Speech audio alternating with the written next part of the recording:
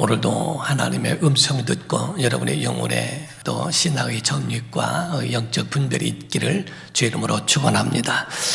모든 만물들은 다 하나님이 만드신 창조하신 겁니다.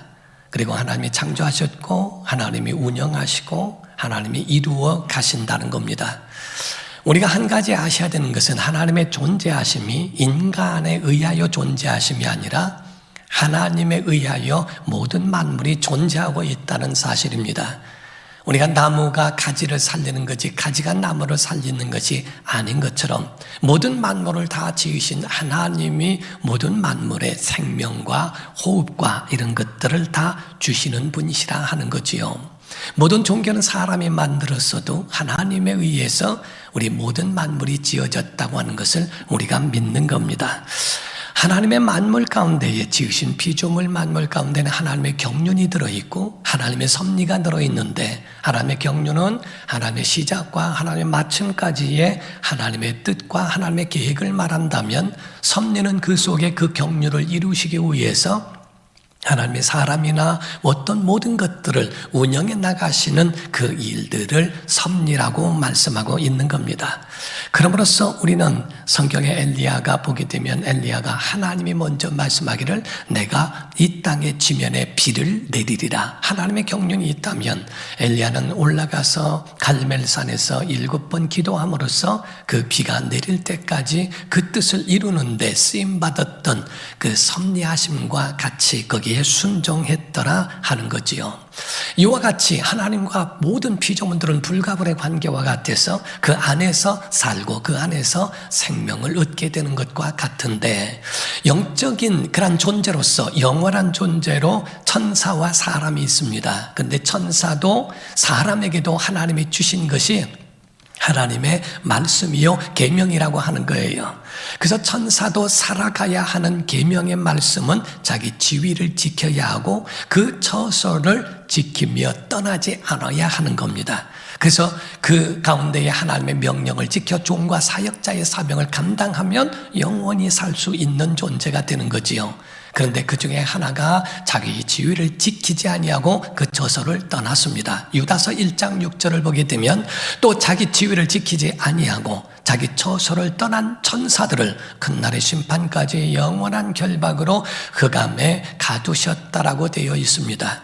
이와 같이 자기 지위를 떠나고 처소를 떠나면 마치 군인이 자기의 있어야 할 곳에 있지 않냐고 떠나버리면 탈령이 되는 것처럼 탈령이 되면 법의 저촉을 받게 되고 그에 대하여 형벌까지도 받게 되지 않습니까? 이와 같이 천사들의 사역이 그거라면 사람에게 주신 계명에 대하여 첫 계명은 선악과를 먹지 말라는 거였습니다. 창세기 2장 16절과 17절을 보면 여호와 하나님이 그 사람에게 명하여 이르시되 동산 각종 나무의 열매는 내가 임으로 먹되 선악을 알게 하는 나무의 열매는 먹지 말라. 내가 먹는 날에는 반드시 죽으리라 하시니라 라고 말씀을 하시죠.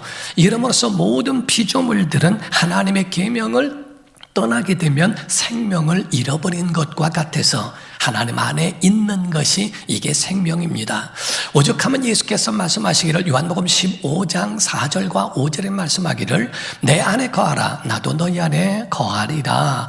가지가 포도나무에 붙어있지 아니하면 스스로 열매를 맺을 수 없음같이 너희도 내 안에 있지 아니하면 그러하리라. 나는 포도나무요 너희는 가지라. 그가 내 안에 내가 그 안에 거하면 사람이 열매를 많이 맺나니 나를 떠나서는 너희가 아무것도 할 수 없습니다 라는 말씀을 하시죠. 근데 9절과 10절을 이어서 보면 아버지께서 나를 사랑하신 것 같이 나도 너희를 사랑하였으니 나의 사랑 안에 거하라. 근데 그 사랑 안에 거하는 방법이 뭐냐면 내가 아버지의 계명을 지켜 그의 사랑 안에 거하는 것 같이 너희도 내 계명을 지키면 내 사랑 안에 거하리라 라고 말씀을 하고 있죠.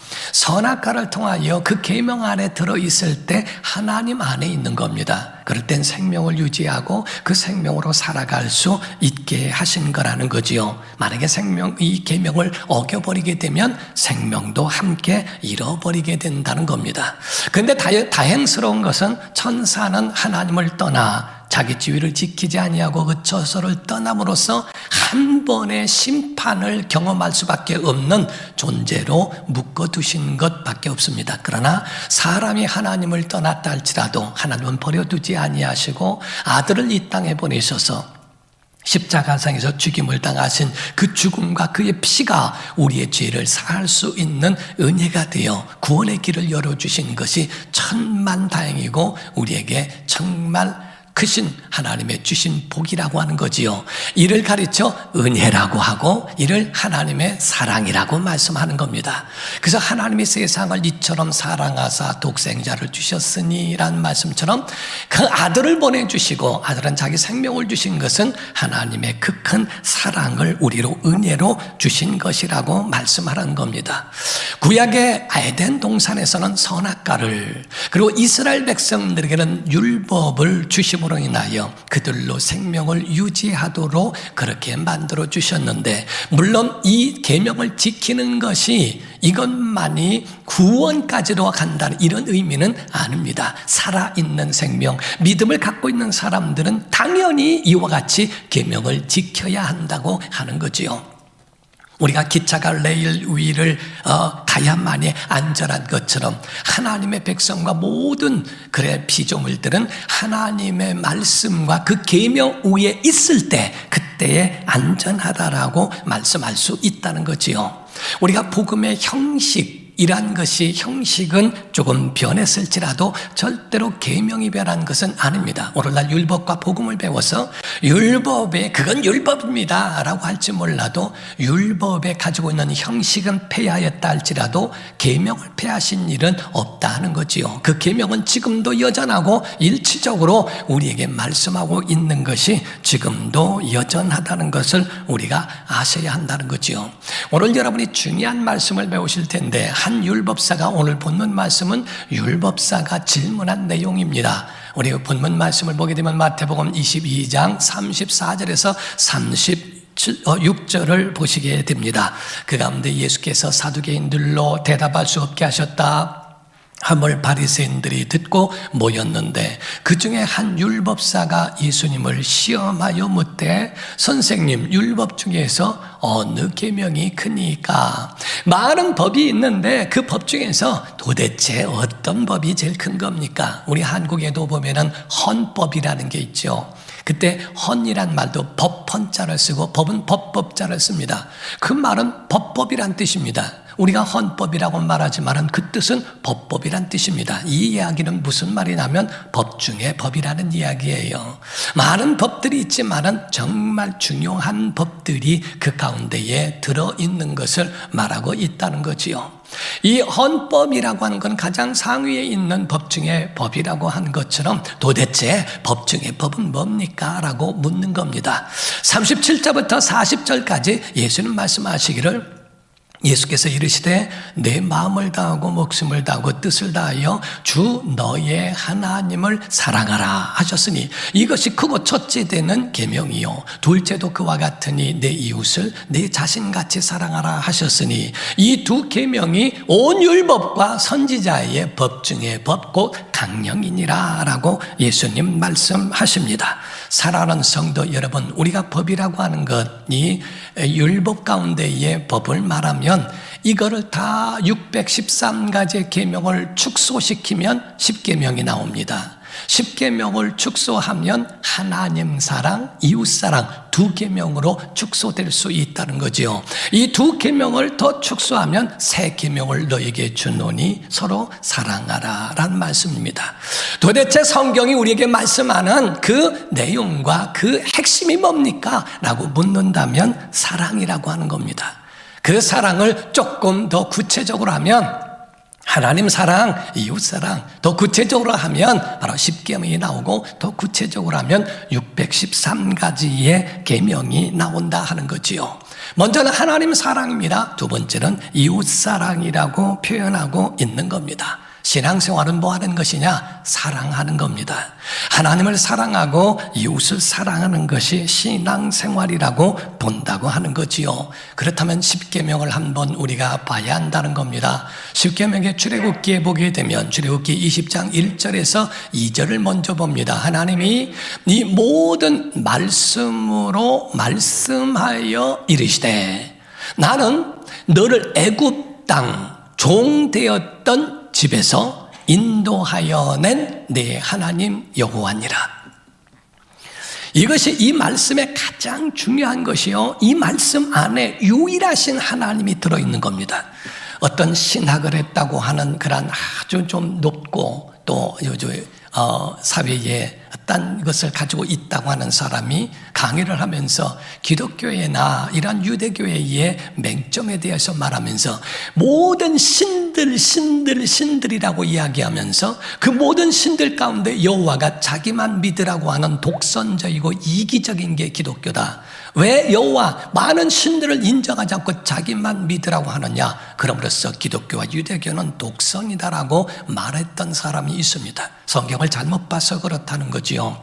진짜 원문 가운데 보면은 이 출애굽기 20장 2절 말씀이 굉장한 말씀이요, 이건 유일하신 하나님에 대하여 굉장하게 정확하게 말씀하고 있는 그 구절이 출애굽기 20장 2절의 말씀이라는 거지요. 그때 당시에는 많은 사람들이 신들이라고 하는 것을 섬겼어요. 이신, 저신, 해신, 별신, 달신, 물신, 땅신, 모든 신들을 섬기고 있는데 하나님이 말씀할 때에는 내 애굽 땅에서 내 집에서 그 안에 있는 종되었던 그 곳에서 인도한 자 바로 내가 여호와야, 이 얘기입니다. 다른 신들 말고 애굽 땅에 있었던 종노릇했던 너희를 인도하여 낸 그가 여호와고 그가 너희의 하나님이야. 그가 유일하신 분이야, 이 뜻입니다. 우리 한국말 가운데에 애매한 말이 있습니다. 우리 부인입니다 라는 말입니다. 그럼 누구의 부인도 되는 겁니까? 내 부인이라고 해야 되고 내 남편이라고 말하는데 우리 남편이라고 표현을 합니다. 공동체적인 이야기를 할 때도 있긴 있지만은 아니 내 부인이고 내 남편이라고 해야 맞는 것이지 우리라고 한다면 어떤 누구의 공동 소유가 될 수 있는가? 하나님이 말씀하실 때 그 주라고 하는 것, 곧 그가 나야 라고 하는 자기 자신 하나를 말하는 것이지, 많은 신들이 있는데 다 같이 만물을 만드신 거야, 만들었는데 나만 섬겨라 라고 하는 이기적으로 말씀한 게 아니라 진실로 내가 섬기는 나 여호와는 애굽 땅에서 종되었던 그곳에서 너희를 인도한 자가 여호와여 나에게 내가 너의 하나님이다 하는 그 말씀을 우리에게 보여주신 것과 같은 겁니다. 자, 함의 땅이라고 합니다. 애굽이라고 하는 이집트는 함의 땅이라고 이야기를 합니다. 함은 셈과 야벳의 종이 될 것이라고 노아가 그렇게 저주를 하였는데 함의 땅에 가서 거기서 노예가 됐다는 자체는 다른 게 아니고 바로 종의 밑에 가서 내가 종으로 삼는 그 종 밑에서 종노릇했던 수치스럽고 부끄러웠던 그것을 하나님이 너를 건져주신 거야 라는 뜻입니다. 여러분과 저는 죄 가운데서 건진받은 줄로 믿습니다. 이것이 바로 구약과 신약을 완전히 일치시켜주는 말씀 중에 하나라고 보는 거라는 거지요. 사랑하는 성도 여러분, 그러므로 인하여 그때 당시에 애굽에 있었던 그 모든 신들, 그에 대해서 다 하나씩 다 모두가 다 신적 그런 그 권한을 부여하고 있었다는 겁니다. 그래서 물신, 땅신, 하늘신이라고 말을 했죠. 그래서 모세가 애굽 땅에 가서 10가지 재앙을 내리게 된 것에 대해서 하나님이 하신 건데 그것을 보여주는 통로가 된 것 중에 3가지는 물신이고 3가지는 땅신이고 3가지는 하늘신을 말하는 겁니다. 그래서 피계이라고 하는데 나일강을 지키는 신에 대하여 물이 피가 되게 하는 것으로 하나님이 곧 그들의 신을 치신 거예요. 유대인들은 말하기를 이를 신들의 전쟁이라고 표현을 합니다. 그러므로 하나님 여호와 하나님께서 애굽 땅에 가셔서 그 애굽에 있는 모든 상징적인 신들을 다 친 겁니다. 물속에 있는 것부터 시작해서 땅에 있는 것, 그 다음에 하늘에 있는 것까지 9가지의 신들을 치는 겁니다. 물이 피가 되게 하고 또 개구리가 나옵니다. 그 물에서 이가 나옵니다. 그 물에서 나온 이를 얘기하는 벌레를 이라고 해석을 한 거죠. 또 피게 이 파리와 또 가축 그리고 독종 나는 것, 이 들에 있는 짐승들입니다. 그리고 또 매우 흑장이죠. 메뚜기 또 흑암 그리고 되어지는 그런 우박이 떨어지고 하는 이런 것들은 공중신에 대한 부분을 말하고 있는 거예요. 이 모든 것들을 하나님이 내린 재앙을 막을 이 애굽에 있는 신들은 하나도 없었다는 것. 그런데 제일 마지막에 10번째 이 모든 신들을 종합하고 통치하는 가장 큰 신이 바로였습니다. 바로도 신 중에 신이었거든요. 10번째 재앙은 바로를 치신 겁니다.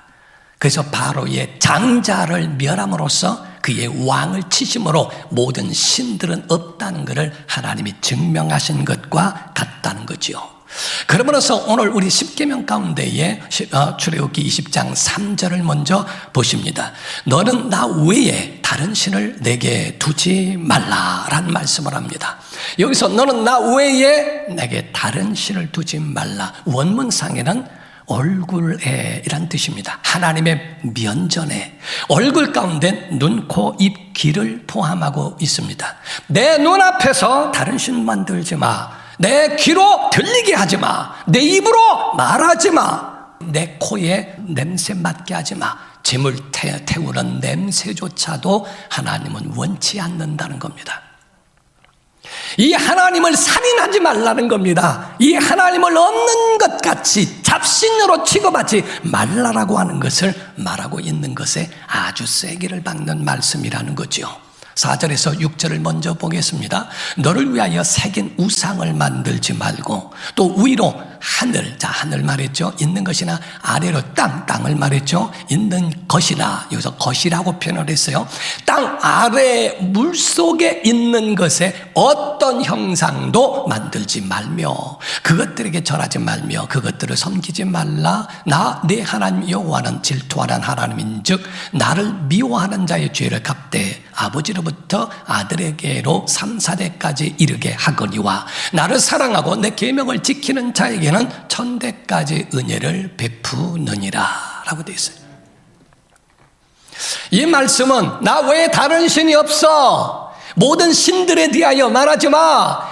애굽 땅에서 종됐던 너희를 이끌어낸 한 신은 참신은 나 하나야 라는 말씀이고요. 나 외에 어떤 내 면전에서 어떤 눈이나 입, 코, 입, 귀 이런 것에 대하여 내 면전에서 어떤 신도 만들지 마라는 말씀입니다. 그거를 간음이라고 표현하는 거예요. 하나님 외에 다른 것으로 말하는 것을 그걸 간음이라고 말씀하는 겁니다. 그걸 영적 간음으로 표현하고 있는 것을 말합니다. 그러므로 금지. 어떤 형상도 하나님은 보이지 않는 분인데 자꾸 보이는 것을 만들어 그것을 신적인 권위를 주는 것 영적 간음이라고 말씀을 하는 겁니다. 하나님의 사람은 하나님의 뜻대로 살아야 돼. 하나님의 사람은 이 말씀대로 살아야 한다는 것에 대하여 일러주고 있는 거지요. 그런데 먼저 우리가 봐야 될 건 안식일입니다. 이 10장 8절에서 11절 안식일을 기억하여 거룩하게 지키라. 엿새 동안은 힘써 내 모든 일을 행할 것이나 일곱째 날은 내 하나님 여호와의 안식일인즉 너나 내 아들이나 내 딸이나 내 남종이나 내 여종이나 내 가축이나 내 문 안에 그 머무는 객이라도 아무 일도 하지 말라. 이런 엿새 동안에 나 여호와가 하늘과 땅과 바다와 그 가운데 모든 것을 만들고 일곱째 날에 쉬었음이라. 그러므로 나 여호와가 안식일을 복되게 하여 그날을 거룩하게 하였느니라 라고 말씀을 합니다. 사랑하는 성도 여러분, 기억이란 말씀이 있어요. 모든 날들 가운데에 여러분 결혼 기념일에 동그라미를 펴놓고 생일에 어떤 표시를 하고 어떤 기념일에 그러한 표시를 해놓지 않습니까? 왜? 기억하려고. 왜? 다른 날과 구분하려고 라고 하는 겁니다. 여기서 하나님이 모든 날들, 만약에 그걸 다른 날과 똑같이 취급하려면 거기에 표시를 할 필요가 없다는 거죠. 하나님께서 안식일을 기억해 표시해놔. 그거에 대해서 다른 날과 달라, 다른 날과 반드시 다르게 구별하라 하는 말씀으로 거기에 대하여 구분하는 그 표현으로 말씀을 하신 겁니다. 다른 날과 똑같이 여기지 말라는 거예요. 그래서 안식일이라고 하는 것에 대해서 하나님을 기억해라. 그때는 하나님이 너를 만드신 것, 너의 모든 걸 운영하신다는 것을 너는 반드시 다른 날과 다르게 여겨라 라는 말씀으로 하신 겁니다. 사랑하는 성도 여러분, 우리가 보게 되면 1부터 4까지는 하나님을 향한 거고 5부터 10까지는 사람을 향한 거니까 어떻게 보면 하나님을 향한 것만 있으면 잘하면 되고 구원받으니까 또 구원받은 자로서 당연히 해야지. 그런데 부모를 공경해서부터 탐내지 말라는 것은 사람에게 향한 거니까 조금 소홀해도 되겠지라고 어떻게 보면은 하나님과 사람의 삶을 그걸 나누려고 생각하는 경우도 있습니다. 저는 생명으로 인도받는 삶하면서도부터도 시작해서 지금까지도 여전히 똑같은 말을 하고 있습니다. 절대로 다르지 않다는 거예요. 1부터 4까지는 하나님을 향한 것, 그리고 5부터 10까지는 사람을 향한 것이라고 해도 그것이 다른 걸 구분한 것이 아니라 설명해 주고 있고 일치시켜지고 있고 같다고 하는 것을 성경이 표현하고 있다는 겁니다. 자, 7절을 먼저 봅니다. 7절 보면 너는 내 하나님 여호와의 이름을 망령되게 부르지 말라. 여호와는 그의 이름을 망령되게 부르는 자를 죄 없다 하지 아니하리라. 이 말씀은 도둑질이란 뜻입니다. 하나님의 이름을 훔쳐 쓰지 마라. 하나님의 이름을 도둑질하지 마라. 하나님의 이름을 아무 때나 그 이름을 사용하지 마라. 다시 말하면 사기치면서도 이거 하나님의 뜻입니다. 하나님의 은혜입니다. 하나님이 하셨습니다. 하나님 이름 팔아먹지 마. 하나님의 영광 받으실 일에 하나님이 올라간다는 것은 괜찮지만 내 일에 하나님을 팔지 마. 그건 도둑질이야 라는 말씀과 같은 겁니다. 하나님 앞에서 나오는 그 믿음에 대해서 살아가는 그 모습을 말하는 거예요. 보이스피싱 이런 것들이요 전부가 도둑질입니다. 남의 통장에 있는 돈을 내 것으로 삼는 게 도둑질이에요. 남의 명의로 있는 것을 자기 것으로 만드는 것도 도둑질입니다. 그러하기 위해서는 남의 주민등록번호를 써야 되고 남의 도장을 써야 되고 남의 인감을 써야 되고 남의 가지고 있는 이러한 인적사항을 다 도둑질해서 쓰고 있는 이 도둑질과 같이 하나님의 이름을 도둑질해서 내 건 만들지 마라는 말씀입니다. 사랑하는 성도 여러분, 우리가 여기서 말씀하고 있는 또 12절을 한번 볼까요? 내 부모를 공경하라. 그리하면 내 하나님 여호와가 내게 준 땅에서 내 생명이 길리라. 부모는요, 단언컨대 부모는 하나님 대행자입니다. 하나님을 대행하고 있는 사람이 부모인데 이 땅에서 정말 인자롭고 주님 닮은 부모를 만난 사람들은 큰 복이죠. 그러나 그렇지 않은 부모를 만났을 때에 자녀들이 위협을 느끼고 학대를 받게 될 때는 보호해야 할 필요도 없지 않아 있습니다. 저는 사실 어렸을 적에요, 초등학교 다닐 때에 아주 제게 각인되어서 기억되고 있는 게 있어요. 마당은 같이 쓰고 있는데 집은 달리 사는 분이 있었거든요. 어떤 때 때로는 우리 집에서 밥도 같이 먹었던 분이었습니다. 근데 그 남자분이 성격이 너무 이상한 겁니다. 분노가 그 속에 항상 있는 사람 같아요. 그 속에서는 화가 끊임없이 나오고 소리 지르는 말들이 나오는데 그 아들인 저보다 나이가 한 2살, 3살 정도는 밑인 거로 알고 있는데 그 아이도 얼마나 성격이 개팍한지 이 조절이 안 되는 거예요. 하루는 우리 집에서 같이 밥을 먹고 있는데 아버지한테 반말을 합니다. 아버지한테 뭐라고 막 하니까 아버지가 욕을 하면서 자기 아들을 붙들고 딱 들었는데 제가 기억이 왜 나냐면요, 머리카락을 이렇게 손으로 들고 들었는데 사람이 들리더라고요. 이렇게 들으니까 사람이 들리는 거예요. 이 아이가 다리를 막 바둥바둥하는데 이대로 들고 자기 집으로 데리고 가는 거를 봤는데요. 그때 제가 머리카락으로 들었는데도 사람이 들리네? 라는 생각을 한 때가 있어요. 그 아이는 여전히 얼굴과 이런 것에 상처가 돼 있고 이렇습니다. 부모를 잘못 만나서 그런데 그런 아이들은 정말 학대 가운데서 위험에서부터 보호해줘야 될 필요가 있지만 그런 개중에 잘못된 사람들이고 실제로 정말 가정에 온전한 가정이라면 연약한 부모라 할지라도 그 부모에 의하여 자녀들이 태어났고 양육된 거 아닙니까? 부모는 하나님의 대행자라고 보는 겁니다. 그러므로 내 부모를 공경하라는 말은 무겁게 여겨라 라는 원문이 있습니다. 소홀히 여기거나 가볍게 하지 마라. 오늘날 교회의 목회자에 대하여서도 믿음의 부모라고 표현을 합니다. 유대교에서는 여자 랍비가 있는데 여자 랍비가 10년 전 얘기를 들었을 때에 전 세계에 5,000명이라고 들었어요. 그 가운데 20대 사람의 여자 랍비도 있다는 겁니다.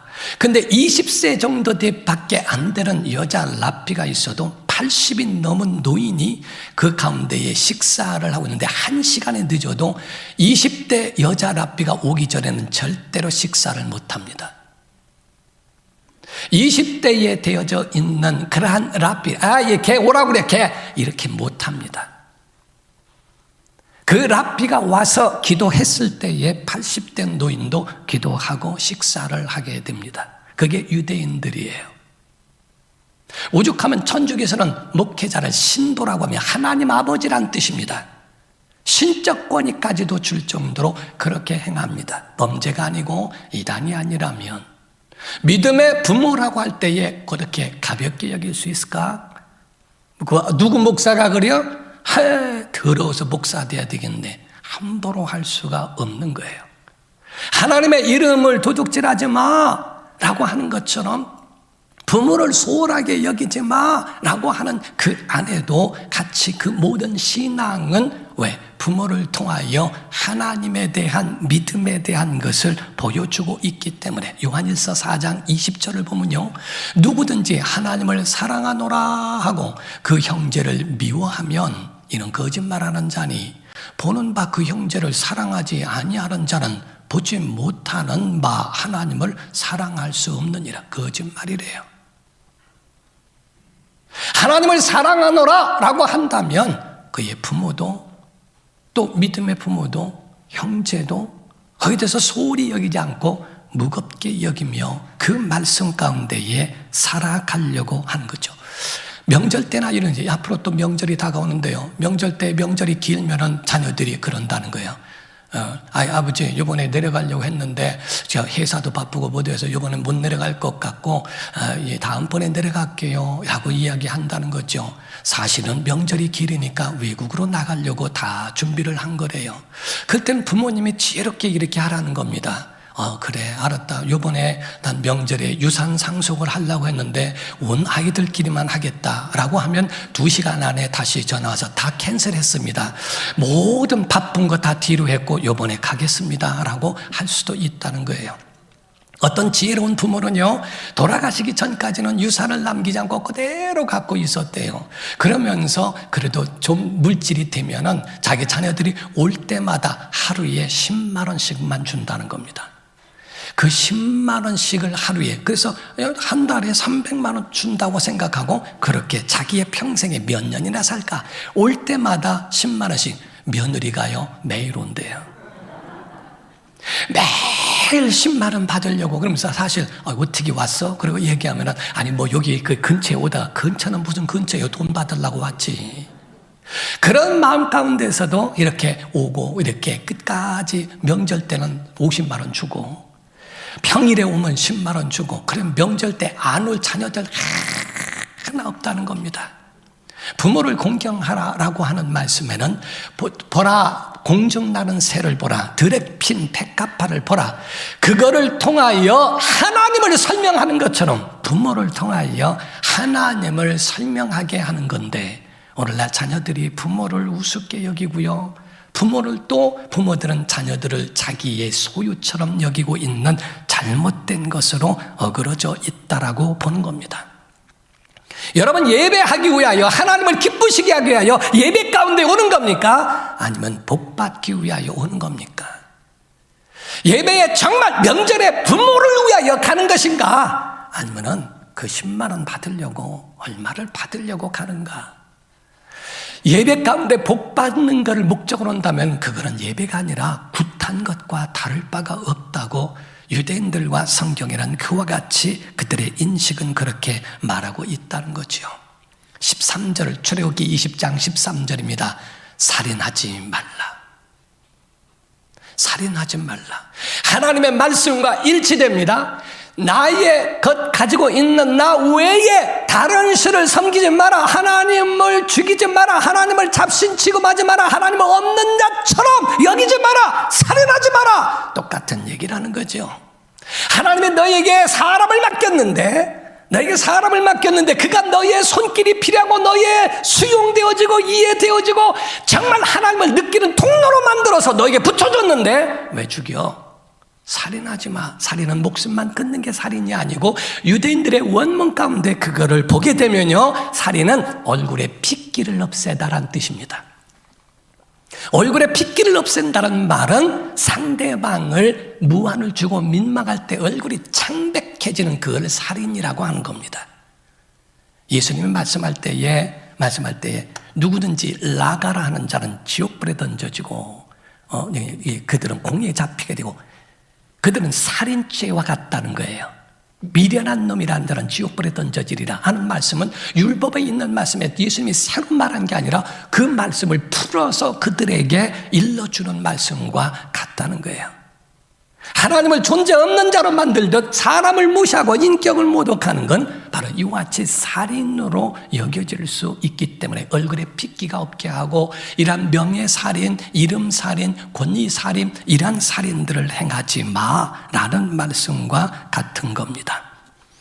14절입니다. 간음하지 말라. 하나님 말씀하셨죠. 나 외에 다른 신을 섬기지 마. 살인하지 말라. 너를 위하여 우상 만들지 마. 하늘에 있는 것, 땅에 있는 것, 땅 아래 물속에 있는 어떤 형상도 섬김의 대상은 없어. 절대로 그런 것 만들지 마. 그건 영적 간음이야 라고 하는 것처럼 여기서 간음하지 말라 하는 것을 아주 쉽게 설명을 해드릴게요. 남편 아닌 자에게 남편같이 하지 마, 이 얘기입니다. 아내 아닌 자에게 아내 같은 글이나 아내 같은 말이나 아내 같은, 물론 그 가운데 어디까지 허용을 하느냐, 그런데 진짜 남편에게 행하여지는 행위 같은 것, 여기서 것들이라고 아까 제가 말씀드렸죠. 것들이란 말은 사람만이 아니라 짐승이나 어떤 것들도 포함합니다. 결혼하지 않은 사람이 남편같이 아내같이 이런 일들이나 이런 것들은 전부가 간음으로 취급을 하고 있는 거예요. 하나님은 하늘에 땅에 땅 아래 물속에 뭐 어떤 것도 똑같이 이것은 너에게 간음이라고 하는 표현으로 하고 있다는 사실입니다. 15절입니다. 15절에 도둑질하지 말라. 하나님의 이름을 훔치지 마라고 하는 것처럼 도둑질은 다른 게 아닙니다. 내 것 아닌 거를 내 걸로 삼으면 도둑질입니다. 이름도 똑같고요. 물질도 똑같습니다. 어떤 사람이 하나님 앞에 헌금하겠다고 봉투를 준비했어요. 예배 가운데 했는데 별로 은혜가 안 돼요. 다음에 한다. 그래서 가지고 갑니다. 성경은 도둑질이래요. 물질 가운데 11조는 하나님이 내 것이라고 그랬어요. 그 도둑질 하지 말라는 거예요. 물질 가운데에 또한 11조뿐만이 아니라 시간도 도둑질하지 마라. 하나님의 날에 하나님 앞에 예배하는 그 시간에 예배의 자리에 있지 않은 것도 도둑질이다. 내 것 아닌 것을 내 것이라고 하는 그것을 하는 순간에 그걸 도둑질이라고 표현하는 겁니다. 유대인들은요, 랍비에게 찾아가서 그의 물질로 랍비를 후원하기 위해서 가지고 갔는데, 그리고 저녁도 사고 그리고 하려고 딱 가져갔는데 랍비하고 대화 나누다 보니까 신앙생활 잘해라, 뭐 잘해라 하고 이런 얘기 들으니까 기분이 상한단 말이에요. 오늘 안 해. 그들은 그것도 도둑질이라고 얘기합니다. 정해졌던 그것으로 하나님께 구별된 것에 대하여 하지 않는 것도 도둑질이라고 이렇게 표현합니다. 16절입니다. 내 이웃에 대하여 거짓 증거하지 마라 라는 말씀은 이어져 말하고 있어요. 안식일을 기억하여 그날을 거룩히 하라 라고 말씀하고 있죠. 곧 내가 믿음 없으면서 믿음 있는 척하지 마라. 그 거짓말이다. 저 사람이 어떻게 갑자기 양복을 입고 너무 멋있게 하고 가는데 어디를 가는 거지? 보니까 손에 성경책을 꼈네. 교회 가나 봐. 예수 증거하라는 거예요. 너 거짓 증거하지 말라는 말은 믿음 없으면서 믿음 있는 척하지 마라. 믿음 없으면서 믿음 있는 척하는 것을 거짓 증거, 예수 그리스도를 믿음으로 예수님을 보여주는 것으로 가야 되는데 그게 아니라 없는 것을 있는 척하는 것도 거짓 증거라고 말합니다. 17절입니다. 17절에 내 이웃의 집을 탐내지 말라. 내 이웃의 아내나 그의 남종이나 그의 여종이나 그의 소나 그의 낙이나 무릇 내 이웃의 소유를 탐내지 말라. 부모나 모든 사람을 총괄하여 딱 하나로 말하면 어디에서 죄가 성립되냐면 탐심에서 나오는 거예요. 욕심에서 살이 나오고 욕심에서 부모에게 돈 때문에 가는 거고 이런 것으로 나온 탐심에서부터 올라오는 잘못된 것으로 간다는 거지요. 간음하고 도둑질하고 거짓말하고 하는 것이 전부가 탐심에서 비롯된 모습을 말하고 있다는 겁니다. 하나님께 향한 믿음과 우리가 살아가는 신앙과 절대로 구분된 게 아니라는 것, 끊어진 게 아니라는 겁니다. 하나라는 겁니다. 구약에 있는 계명이나 신약의 계명이나 하나님 앞에 모세가 행한 형식적인 양을 잡는 대신에 예수님을 잡은 것이고 그 가운데 하나님을 섬겼던 모든 제사가 오늘날 예배로 한 것이지 완성된 것이지 절대로 그거를 폐하거나 없앤 것은 하나도 없다는 것. 예수님 말씀하기를 주님 사랑해라, 이웃 사랑해라. 그 무게는 그와 같다. 하나님 사랑하는 만큼 이웃을 사랑해라. 이웃을 사랑하지 않으면서 어떻게 하나님 사랑한다고 하니? 아니야 라고 하는 말씀을 우리에게 일러주는 거예요. 그러므로 여러분과 저는 사랑하면 로마서 13장 9절을 봅니다. 간음하지 말라, 살인하지 말라, 도둑질하지 말라, 탐내지 말라 한 것과 그 외에 다른 계명이 있을지라도 내 이웃을 내 자신과 같이 사랑하라 하신 그 말씀 가운데 다 들어있대요. 사랑하면 다 들어있다는 거예요. 그런데 8절에 뭐라고 했는지 아십니까? 피차 사랑의 빛 외에는 아무에게도 아무 빛도 지지 마라. 남을 사랑할 줄 아는 자는 율법을 다 이룬 거다 라고 되어 있습니다. 율법이 말하고 있는 하나는 사랑이라는 거예요. 모든 신약의 복음이 말하고 있는 것, 그건 율법이고 신약은 틀린 천만 말씀이요 예수 말씀은 새 계명을 너에게 주노니 너희가 서로 사랑하라 라는 말씀으로 완성하지 않습니까? 고린도전서 13장 1절에서 3절은 뭐라고 합니까? 내가 사람의 방언과 천사의 말을 할지라도 사랑 없으면 소리나는 구리와 울리는 꽹과리가 되고 내가 예언하는 능력이 있어 모든 비밀과 모든 지식을 알고 또 산을 옮길 만한 모든 믿음이 있을지라도 사랑이 없으면 내가 아무것도 아니요. 내가 내게 있는 모든 것으로 구제하고 또 내 몸을 불사르게 내줄지라도 사랑이 없으면 내게 아무 유익이 없느니라. 그건 율법이 아니라 탐심에 의한 거고 내 자신을 위한 거고 내 자신의 정욕과 내 가지고 있는 욕망을 채우기 위한 너를 위한 것이지 하나님 원하는 율법을 지킨 거 아니야. 하나님의 이름을 도용한 거고 하나님께 대한 그런 잘못된 길로 간 거야 라고 하는 것을 말하는 거예요. 말씀을 맺습니다. 딱 하나만 말씀드릴게요. 이건 유대인들에 대한 부분을 말하면서 우리가 그거를 조명하는 겁니다. 사랑은 그러면 사랑이 뭔지 아십니까? 교회가 뭔가 두 가지만 말씀드릴게요. 첫 번째, 교회는요 하나님의 사랑을 받는 곳입니다. 믿으시면 아멘 하세요. 교회는 하나님의 사랑을 받는 곳입니다. 그리고 그 하나님의 사랑을 나누는 곳이 교회입니다. 믿으시면 아멘 하세요. 그럼 그 사랑, 두 번째 그 사랑의 표현은 친절이에요. 친절과 배려와 관심입니다. 모든 성도가 교회 오게 되면 하나님의 사랑받은 자로구나. 내가 하나님의 사랑받기 위해 태어났구나. 내가 이와 같이 그 사랑 가운데 구원을 받았구나. 아멘, 아멘, 아멘. 감사가 있는 그 사랑이 내 안에 있고 사람들에게 흘러가야 한다 이게야. 그 사랑으로 아이고 어서 오세요, 할렐루야 오셨어요, 아이고 일주일 만에 뵙네, 어떻게 되셨어요, 뭐 하셨어요, 어머나 애들까지 같이 왔네, 너무너무 감사해요, 아이고 오늘도 하나님 기쁘시겠다, 너무 좋겠다, 복되다. 이 말 한마디가 내가 사랑받고 있다는 것을 느끼게 해준 거거든. 목사가 지나가도 쟤 누구요? 누가 뭐를 하더라도 전혀 상관없고 하는 과연 사랑이라고 할 수 있을까? 사랑은 친절이 들어있습니다. 사랑 안에는 배려가 들어있고 사랑 안에는 관심이 들어있어요. 그 입장을 이해해주고 그가 사랑을 받고 있다고 느끼게 만드는 게 교회입니다. 십계명은 사랑이에요. 신앙생활은 사랑이에요. 주의 말씀이 사랑인 걸 깨닫고 기차가 레일웨이를 지나갈 때만 그때만 안전한 것처럼 우리가 하나님의 계명과 말씀을 지킬 때 여러분의 영혼도 힘을 얻고 생명이 있다는 것을 기억하고 우리 일평생 주의 말씀에 붙들려 살아가는 성도가 되기를 주 이름으로 축원합니다. 기도하겠습니다. 이 시간에 다 같이 동성으로 기도할 때 십계명 안에 있는 그러한 계명처럼